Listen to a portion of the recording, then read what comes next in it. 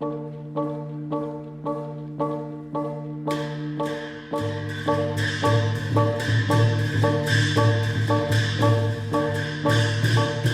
next day, after we arrived at Burma, Father received a letter from the officer in charge of the British administration in that area, asking Father to attend a meeting the following day.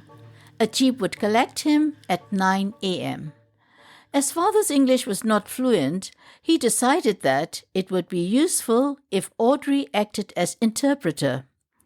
He did not want to leave me behind with anyone, and it was therefore agreed that I should also accompany him. The officer was a very tall man with a moustache, thick eyebrows, and a red face, very smartly dressed in a suit and tie.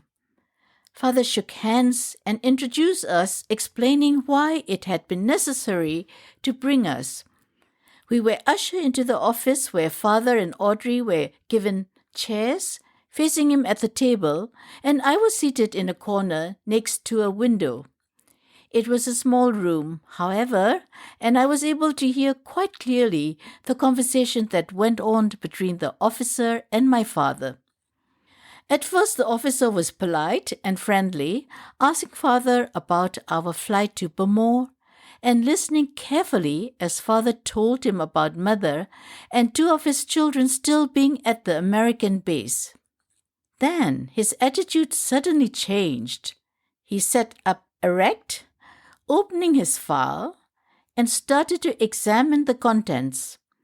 His relaxed expression turned serious, and looking directly at Father across the table, he explained why Father had been summoned. He wanted to ask Father some questions. Father looked puzzled, but continued to listen attentively. "We have received information that you were a Japanese sympathizer. Is that true?" "What?"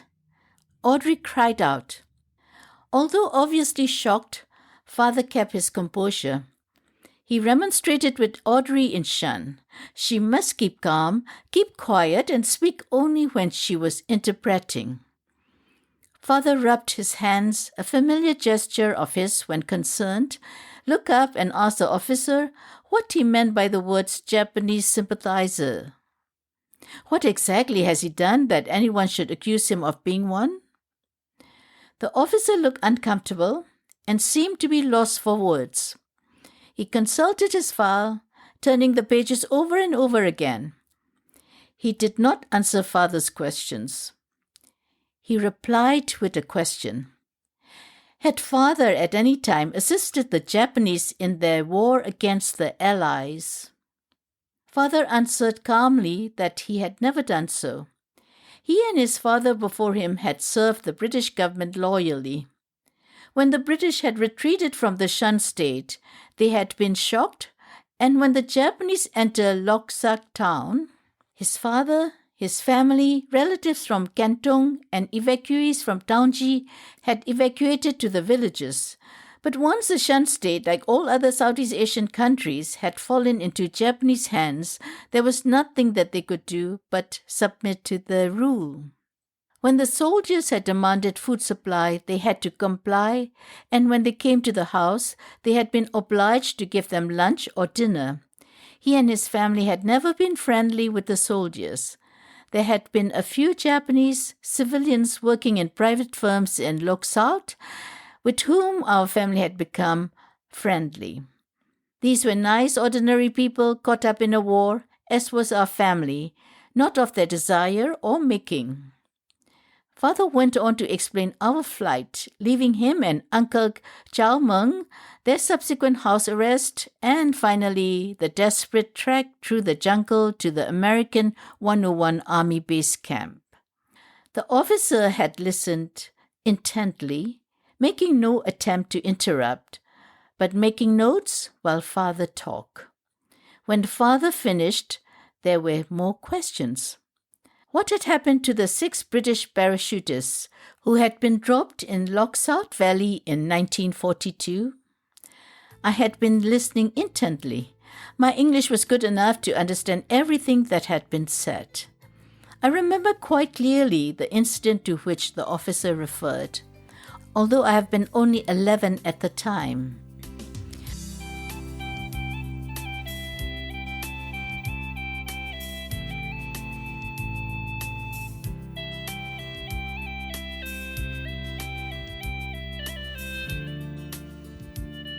The whole family, including my mother's family from Kentong, had been at my paternal grandfather's palace in Lawksawk to pray and lunch together when our happy gathering had been disturbed by the screeching arrival of Japanese army trucks into the courtyard.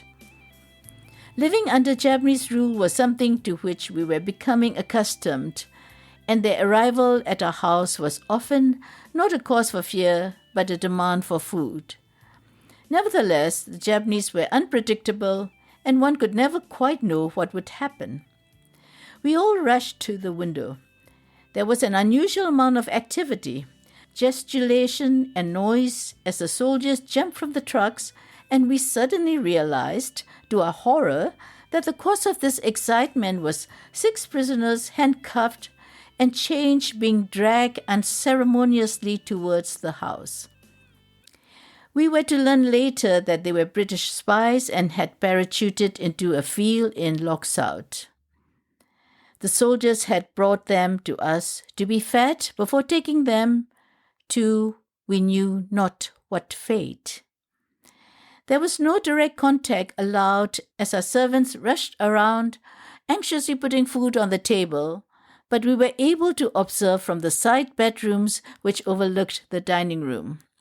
The distress of these men was obvious, and I clearly called Aunt Joan, saying, "Can't we do anything to help them?"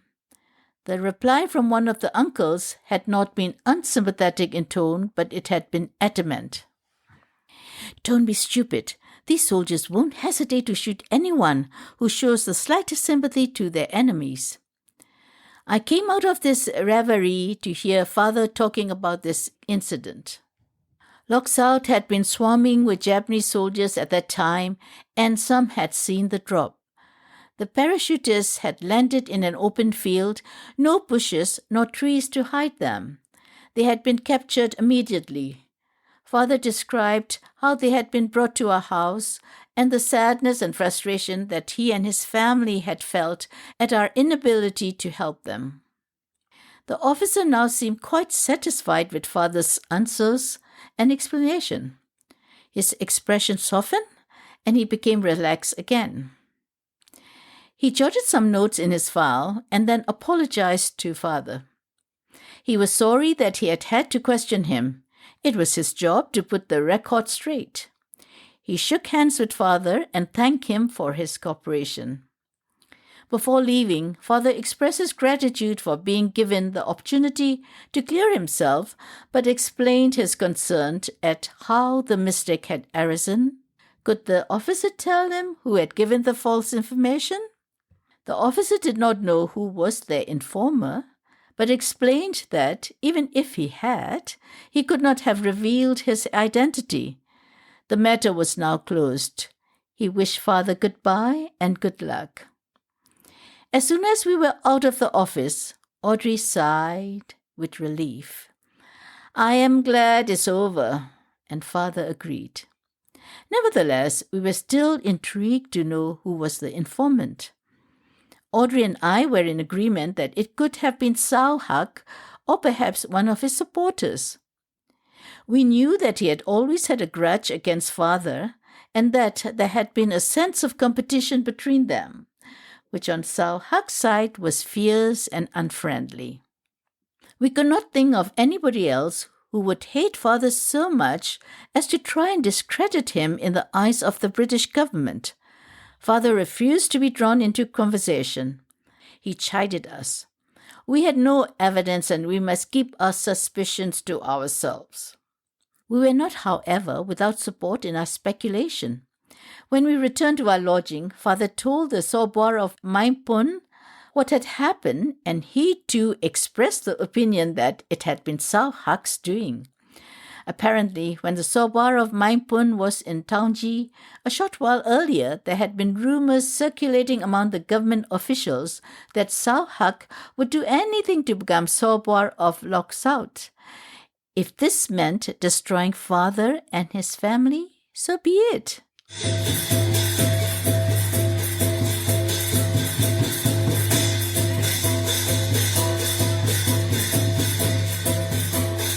Although the matter was closed, as far as the British were concerned, the incident continued to haunt father, and the habit he had developed of protecting mother whenever possible was broken when she joined us.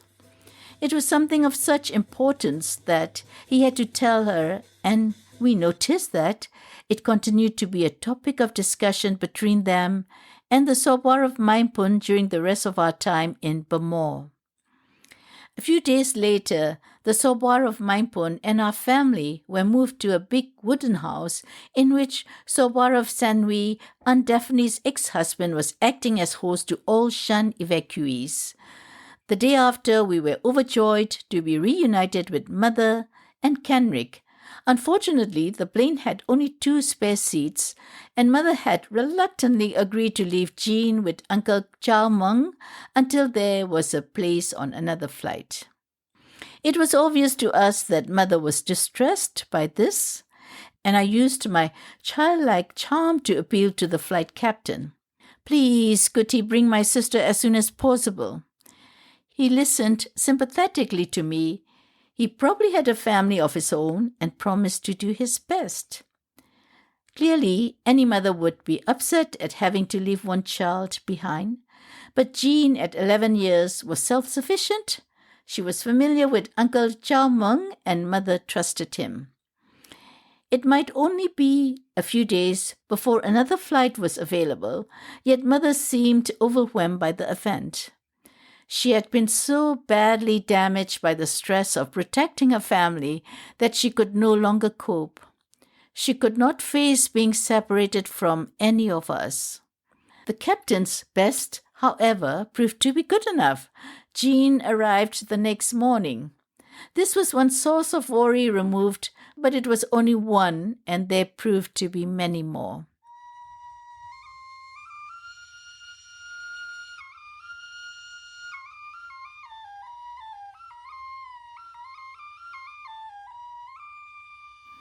Burma at the end of the war was dirty, dusty, and pretty miserable.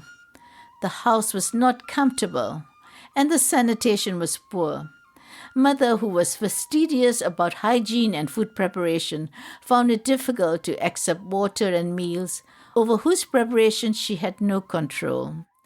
In the event, her concern proved well-founded. Over half the evacuees in Burma became infected with typhoid bacteria. Fortunately, this lasted only a very short time, and we were soon able to return to the Shan State. Very recently, 1998, I read a book, Behind Japanese Lines, written by an American, Richard Dunlop. The book revealed details about Lawksawk, of which I am certain my family had no knowledge. According to Richard Dunlop, at the time we were fleeing for our lives, Lawksawk became a battleground.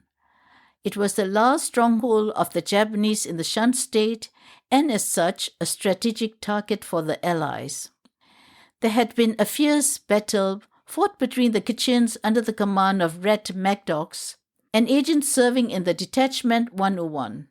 Detachment 101 was an army of men working in intelligence and guerrilla activities trained by American officers. Later, these agents and Kitchen Rangers became involved in infantry missions, fighting and defeating the Japanese, particularly in the Shan States. During the vicious struggle for Lawksawk, 400 Kitchens and 700 Japanese soldiers had fought a 12-hour battle, resulting in many casualties, particularly on the Japanese side. Lawksawk was taken by the Detachment 101 on the 1st of June, 1945. There was a description in the book of an incident of which I did have some knowledge and a clear recollection, although I had been only a child at the time. This was about the story of the 6 British spies about which my father had been questioned. It was interesting that the research for this book was based on the propaganda information which Tokyo Radio had broadcast at the time.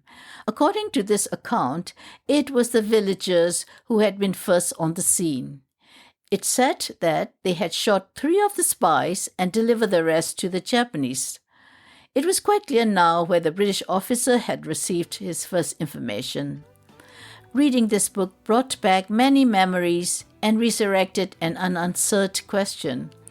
Why, knowing as they must have that Lawksawk was the center of Japanese activity, did the British choose to drop their men right at the center?